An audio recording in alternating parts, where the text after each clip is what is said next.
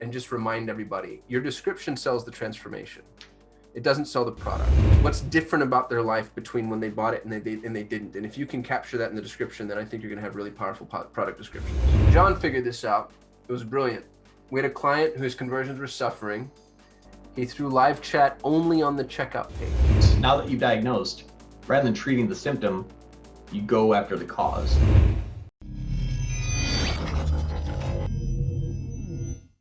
Robust titles and descriptions. We already talked about this a little bit, so we might glaze through this one. John, let's look at the slides and see if there's anything that we missed that we should talk about.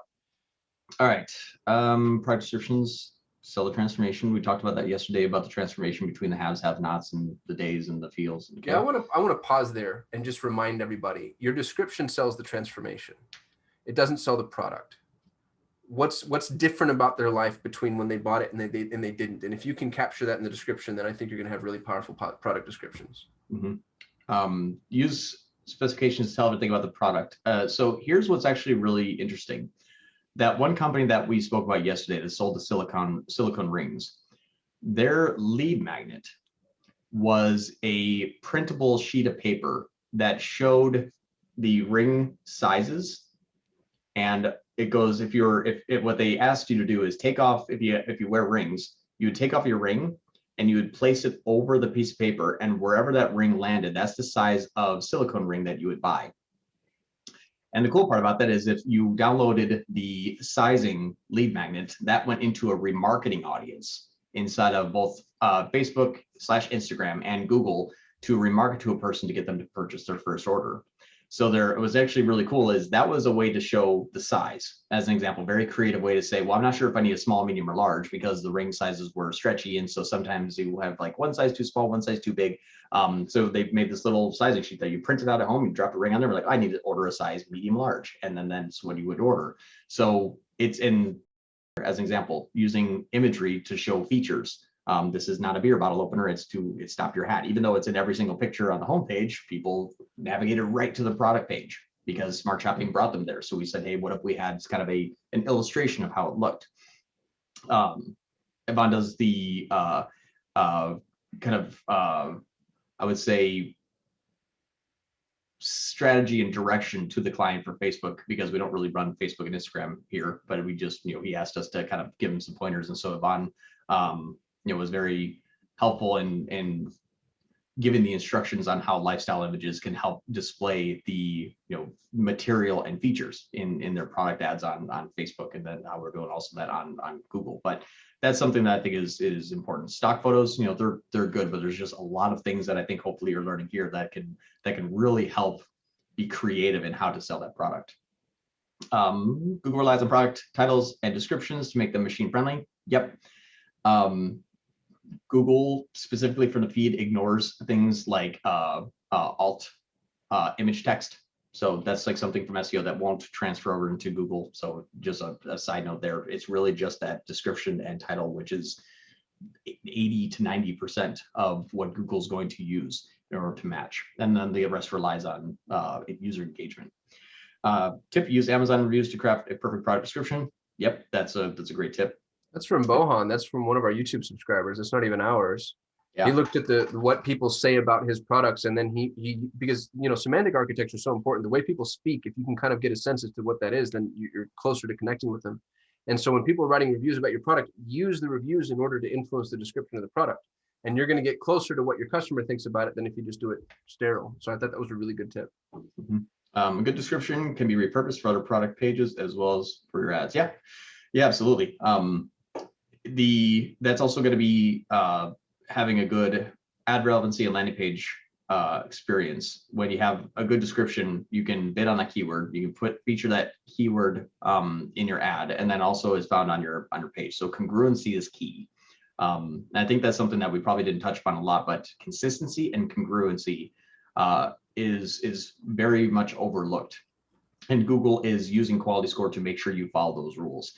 If, again, I'm going to use my red shoe example, just because it works for everything. If you type in red shoe and your ad says red shoe, and you send them to a product page with a red shoe that says red shoe, that's the congruency there. And then keep that consistency throughout your site.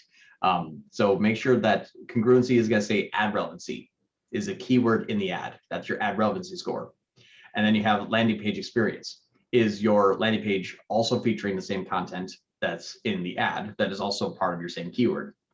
Expected click-through rates more on bids and budgets, so it's not something that's really particular about e-commerce. But expected click-through rate is, are you placing yourself high enough on the page, and are you paying Google enough for them to reward you, essentially? But all those factors are all giving you a better quality score, and the better you can make that congruency, the more traffic you'll get for the same daily budget. Live chat. John figured this out. It was brilliant. We had a client whose conversions were suffering. He threw live chat only on the checkout page, And John, was it only for that product, or was it just checkout page wide? No, it was checkout page site wide. Yeah. Any product. And what happened is people told us why they weren't buying. And this has happened a couple of times since. We had a client, this isn't e-commerce per se. They sold continuing education for nurses. And there's a 2-step purchase process. They have to first sign up so they can see all the courses, and then they have to buy a course. Well, a bunch of people were signing up when we were driving traffic to it. We thought conversions were great. Nobody was buying the course. Through live chat on the page, and the number one question, is this online or in person? And we realized, oh, the client didn't put that in the product description. That's helpful information. Add that, improves purchase procedure. So live chat is not scalable. I understand that. It's a pain in the hindquarters to man or to woman. It needs to be a diagnostic tool, if anything else. This is not a glitch. I'm interrupting the video you're watching because I want to remind you that we provide done-for-you Google Ads services. We're the #1 ranked Google Ads agency on the planet with almost $100 million in ad spend under management. If you're an entrepreneur, business owner, C-level exec, director of marketing, and you're managing your own Google Ads, I think that's a massively inefficient use of your time. As a matter of fact, in my experience, within 90 days, we're able to optimize existing campaigns to a point to where we're paying for ourselves. We move from being a cost center to a profit center, and I want to put my time and my money where my mouth is. If you're spending $10,000 a month or more in Google Ads, I want to offer you a free, no obligation action plan. A high-level member of my team, one of our strategists, will look at your account, open the hood, and do a full diagnostic and explain everything that we would recommend that you change in order to optimize your campaigns. You can take that, do it yourself, you can hand it to an internal member of your team, or in an ideal world, you can hire us. I'd love the opportunity to earn your business. Please go to sol8.com. That's sol8.com. Request your free action plan. Until then, back to your regularly scheduled program. What I would use as a diagnostic tool, do I have to pay for shipping? How long does it take to arrive? Do you give a refund or store credit? All of those things that possibly maybe assuming on your end are really questionable on their end that they don't know, because you might be the 4th website they looked at in the last 15 minutes. So they're not going to learn your value proposition, your unique selling proposition, all the features of your brand right up front. They're just going to look at the product and say, yeah, I like that. And then that's going to be the decision to see if they want to add it to the cart. And then the secondary thoughts come in. Uh-oh, what if, or how come, or what should I do, or, whatever it may be. And that's something that my wife, she shops online a lot because we have 2 small kids. One's 2 years old, so it's hard to go to a store and try something on. So she shops online a lot, and she only buys from places that would give her a full refund rather than store credit, because she doesn't like it. She doesn't want to have to buy something else from that store. And so she'll look and see, do they have a refund? If not, she'll chat in like, hey, what happens? And so I've seen that firsthand with even just my wife, and I kind of pay attention to what her shopping habits are, so I can identify how could that help our clients. And so this is something I think that was really, really beneficial. So if you'd like to give it a shot, it's 100% free forever until you want to hire someone to do it for you. So I would recommend that. Facebook as a messenger feature add-on through Shopify App Store too. Yep, attaches right to your merchant messenger app. That's a great idea. Interestingly enough, for whatever reason, I would say a majority of our clients don't use Facebook at all. So just because they don't necessarily have the manpower, or they don't like opening up that type of conversational channel. So if that's something that you're not using Facebook Messenger on and you still want to try this could be a good alternative. But Robin, I agree, that's a great idea. I wanted to say one thing about the chat. I've been looking to talk to, by the way, John. I think we should use it for ourselves. I like it. When we drive traffic to your site and the site doesn't convert, the paid traffic agency doesn't have much in the way of diagnostic tools, generally speaking. Really, my opinion is, and I don't necessarily voice this to customers, but I'm like, oh, they didn't want what you got. You know, I mean, they saw the ad, they clicked on it, they went there and they didn't buy. That to me is a pretty solid indicator that they, you know, that we weren't necessarily the right product market fit. Adding chat or other engagement tools gives you the opportunity to figure out why. Sometimes it's a tweak. If they're asking questions like, you know, is this faux leather or real leather? Do you offer free returns? Things like what John's saying that helps you optimize to a conversion event and get to a position where paid traffic actually works. You're shoring up your leaky bucket. Yep. And then you want to create content around that. Right. So there's a secondary action after you diagnosed is now that you've diagnosed, rather than treating the symptom, you go after the cause.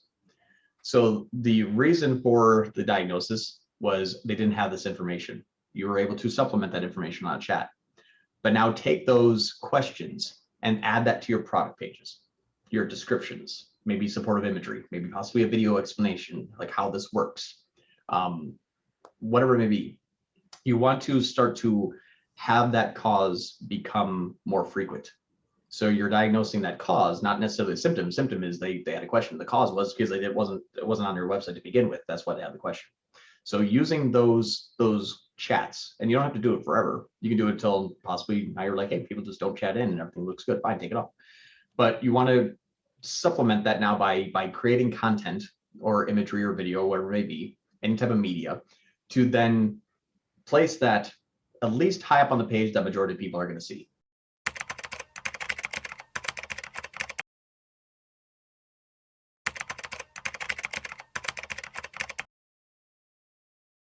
Hi, everyone. We're here to record our first ever video here for Solutions 8 to talk to you about Google Ads. We're going to be talking about ad copy specifically. My name is Carmen, and I am one of the client managers here. Hi, my name is Ash, and I'm one of the copywriters. All right, so like I said earlier, we are going to be